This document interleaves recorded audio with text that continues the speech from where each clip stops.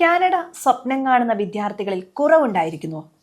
പുതിയ റിപ്പോർട്ട് അനുസരിച്ച് കാനഡയിലെ സ്റ്റുഡന്റ് വിസകൾക്ക് അപേക്ഷിക്കുന്ന ഇന്ത്യൻ വിദ്യാർത്ഥികളുടെ എണ്ണത്തിൽ വലിയ കുറവുണ്ടായിരിക്കുന്നു. ഈ വർഷത്തെ പ്രവേശനത്തിനായി അപേക്ഷിച്ചവരിൽ പകുതിയോളം പേർക്കും വിസ നിഷേധിക്കപ്പെട്ടതാണ് ഇതിന്റെ കാരണം. കാനഡ സർക്കാർ പഠനാനുമതിക്ക് ഏർപ്പെടുത്തിയ കർശന നിയന്ത്രണങ്ങളാണ് വിദ്യാർത്ഥികളെ വിസ നിഷേധിക്കാനുള്ള പ്രധാന കാരണം. കാനഡയിലെ പ്രമുഖ സർവകലാശാലകളായ university of Regina, university of British Columbia എന്നിവ ഈ റിപ്പോർട്ട് സത്യമാണെന്ന് അംഗീകരിക്കുകയും ചെയ്യുന്നുണ്ട്. വിദേശ വിദ്യാർത്ഥികളുടെ എണ്ണത്തിൽ, പ്രത്യേകിച്ച് ഇന്ത്യയിൽ നിന്നുള്ളവരുടെ എണ്ണത്തിൽ കുറവുണ്ടായതായി കോളേജുകൾ അംഗീകരിക്കുകയും ചെയ്തു. കാനഡയുടെ immigration, refugees and citizenship Canada വിഭാഗവും വിസ അംഗീകാര നിരക്കിൽ കുറവുണ്ടായതായി റിപ്പോർട്ട് ചെയ്തു. പഠന വിസ ലഭിക്കാനുള്ള ബുദ്ധിമുട്ടുകൾ കാരണം പല വിദ്യാർത്ഥികളും കാനഡയ്ക്ക് പകരം UK, Germany, Ireland, New Zealand, Australia തുടങ്ങിയ രാജ്യങ്ങളിലേക്ക് മാറാൻ ശ്രമിക്കുകയും ചെയ്യുന്നുണ്ട്.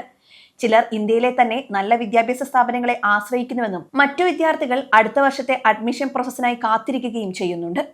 വിസ നിഷേധിക്കപ്പെട്ട വിദ്യാർത്ഥികളിൽ ഭൂരിഭാഗവും കുറഞ്ഞ റാങ്കുള്ള കോളേജുകളിലും ചെറിയ കോഴ്സുകളിലും പഠിക്കാൻ ആഗ്രഹിച്ചവരായിരുന്നു. ഇത്തരം അപേക്ഷകളിൽ 10ൽ 7-8 എണ്ണം നിരസിക്കപ്പെടുന്നുണ്ടെന്നാണ് വിദേശ സ്ഥാപനങ്ങൾ പറയുന്നത്.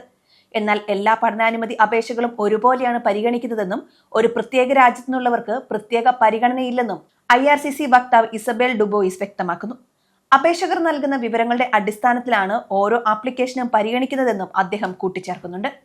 പഠനശേഷം കാനഡയിൽ ജോലി ലഭിക്കാനുള്ള സാധ്യതകൾ കുറഞ്ഞതും ഇന്ത്യൻ വിദ്യാർത്ഥികളുടെ അപേക്ഷകൾ കുറയാൻ ഒരു കാരണമായി വിദഗ്ധർ ചൂണ്ടിക്കാണിക്കുന്നു. യൂണിവേഴ്സിറ്റി ഓഫ് ബ്രിട്ടീഷ് കൊളംബിയയിലെ അണ്ടർ ഗ്രാജുവേറ്റ് അന്താരാഷ്ട്ര വിദ്യാർത്ഥികളിൽ ഏകദേശം 16% ഇന്ത്യൻ വിദ്യാർത്ഥികളാണ്. സമീപകാല ഫെഡറൽ ഇമിഗ്രേഷൻ നയത്തിലെ മാറ്റങ്ങൾ പ്രവേശനത്തെ ബാധിക്കുകയും ചെയ്തിട്ടുണ്ട്. IRCC ചട്ടങ്ങളിലെ മാറ്റങ്ങളും പഠന വിസ പ്രോസസ്സിംഗ് വൈകുന്നതും അന്താരാഷ്ട്ര വിദ്യാർത്ഥികളുടെ പ്രവേശനത്തെ പ്രതികൂലമായി ബാധിച്ചതായി യൂണിവേഴ്സിറ്റി ഓഫ് റെജീനയുടെ senior public affairs strategist Mindy Ellis വ്യക്തമാക്കുകയും ചെയ്യുന്നു. യൂണിവേഴ്സിറ്റി ഓഫ് ടൊറന്റോ പോലുള്ള പല കോളേജുകളും അന്താരാഷ്ട്ര വിദ്യാർത്ഥികളോട് സഹകരിക്കുന്നുണ്ട്. പഠനാനുമതി ലഭിക്കാനുള്ള കാലതാമസം കാരണം പഠനം കൃത്യസമയത്ത് ആരംഭിക്കാൻ കഴിയാത്ത വിദ്യാർത്ഥികൾക്ക് പ്രത്യേക സൗകര്യം കോളേജുകൾ നൽകുന്നുണ്ടെന്നും റിപ്പോർട്ടുകൾ പറയുന്നു. ഇന്ത്യയിലെ പഠന വിദേശ സ്ഥാപനങ്ങളും ഈ പ്രതിസന്ധി നേരിടുന്നുണ്ട്.